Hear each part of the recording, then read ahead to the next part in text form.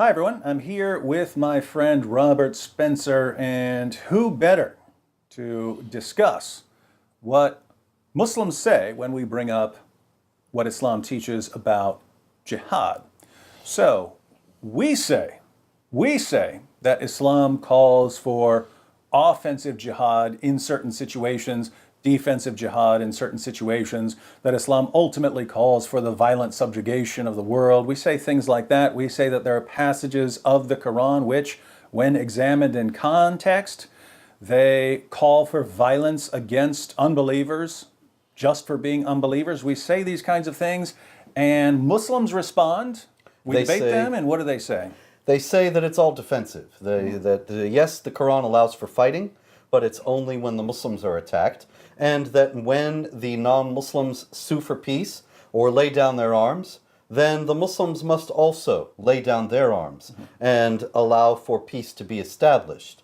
And that any passages in the Quran that give the impression that offensive jihad is being taught are actually limited in scope only to the 7th century situation of Muhammad and his companions.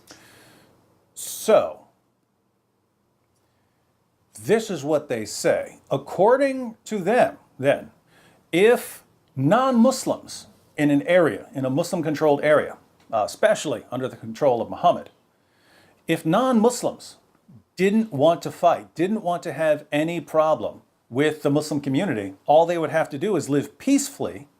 And if they live peacefully, then there's not going to be any problem, right? Yes, that's right. According to the standard view of Islamic apologists in the United States, if such a group were to make clear to the Muslims that they would live in peace with the Muslims, then the Muslims are obligated to live in peace with them. You look, for example, at Surah 60, verses 8 and 9, where it says that if there is a group that is living in peace with you, then you live in peace with them. And it's just that simple. Now, of course, many Islamic exegetes would say that that's by no means the Quran's last word on Islam and jihad. But as far as Islamic apologists in the West go, it generally is.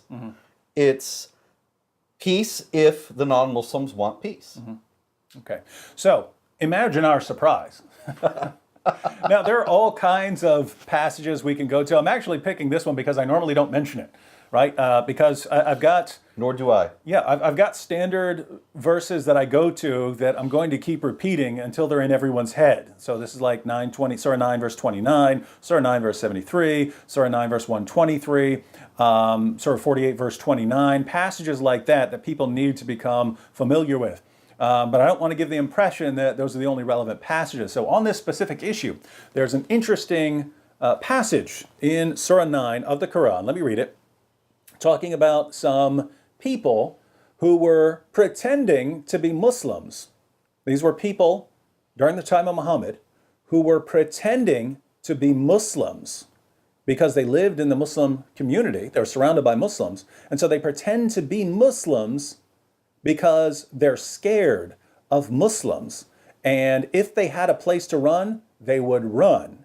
But there's nowhere for them to run. There's Muslims everywhere. And so they pretend to be Muslims in order to protect themselves. Now, let's go ahead and read the passage just so you don't think I'm making this up. This is the Haleli Khan version.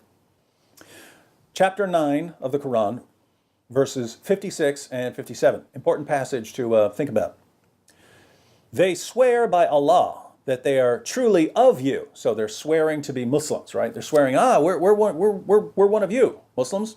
They swear by Allah that they are truly of you, while they are not of you, but they are a people, hypocrites, who are afraid that you may kill them. Should they find a refuge or caves or a place of concealment, they would turn straightway thereto with a swift rush. Now notice, they swear by Allah that they're of you. They're swearing that they're Muslims, but they're not Muslims. So why are they swearing that they're Muslims if they're not really Muslims? Well, it says there are people they're scared of you. They're scared of the Muslims. Well, that's what I don't understand, David. It's a religion of peace. Yeah. Why are they afraid that the Muslims will kill them? Yeah, did they not get the memo? I mean, think about this, right? This is the Muslim community that Muhammad is leading. And Yes. people somehow got the impression that if they're not Muslims, Muhammad's coming to kill them. There must have been Islamophobes in the earliest Muslim community. And that's very, very, I mean, that's amazing. So all the way back in the earliest Muslim community, led by Muhammad, there are unbelievers there who are so scared of what Muslims will do to them, because the Muslims might get confused about earlier passages in the same surah which call for violence against them and against the unbelievers. Muslims might take those passages seriously. So these unbelievers think, oh no, even though Islam's a religion of peace and tolerance, these Muslims might get the wrong idea about what Islam teaches and they're going to come and kill us. The only way to protect ourselves is to pretend to be Muslims. And mind you, these are non-Muslims living in the Muslim community in peace. By the word of Islamic apologists in the United States today, they ought to have been able to survive, prosper, and flourish within and among the Muslim community. So, if what Western Muslims say were true, right? The response in the Quran should be here, hey, here are people who are pretending to be Muslims because they're scared of you. What's wrong with these people? Go and tell them how peaceful you are and that they're perfectly okay being unbelievers living amongst the Muslims.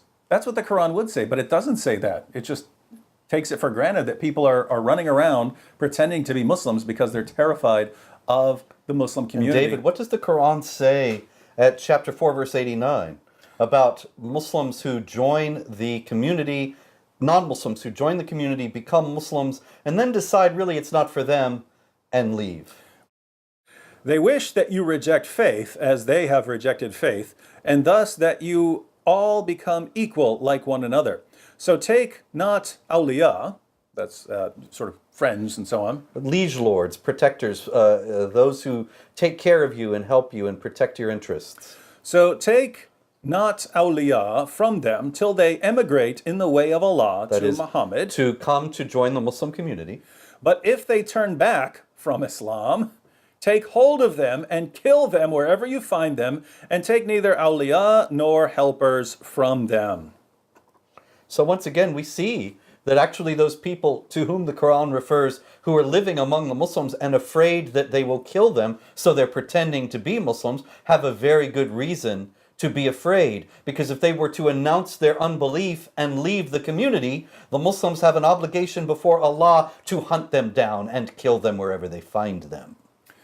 Yeah, unfortunately for these early pretend Muslims, they didn't realize something that westernized Muslims realized centuries later, 14 centuries later, namely that Allah really doesn't mean what he says when he's talking about violence, and Allah has some sort of cosmic Tourette syndrome where he blurts out all these things that he doesn't really mean, and he lost his faculties as time went on. Early on, when he's talking about peace and tolerance, he meant those things, he spoke clearly, but in his old age, apparently, Allah seems to have lost his ability to communicate clearly, and Muslims, of course, got the idea that they're supposed to violently subjugate people. Muhammad got that idea. Muhammad said that he'd been commanded to fight people until they say that there's no God but Allah. So even Muhammad misunderstood Allah's commands, and the unbelievers thought that Islam was so violent that they needed to run and hide or pretend to be Muslims, and that was the only way that they could be safe. So if we read the Quran in proper context, and if we understand in the original Arabic what is being said, then we will recognize that chapter 4, verse 89 actually means that when they go out from you, wish them well and buy them a parting gift. That's what Allah really meant. And if he had taken his meds, hug them wherever you find them. too bad he didn't fulfill his prescription. Indeed.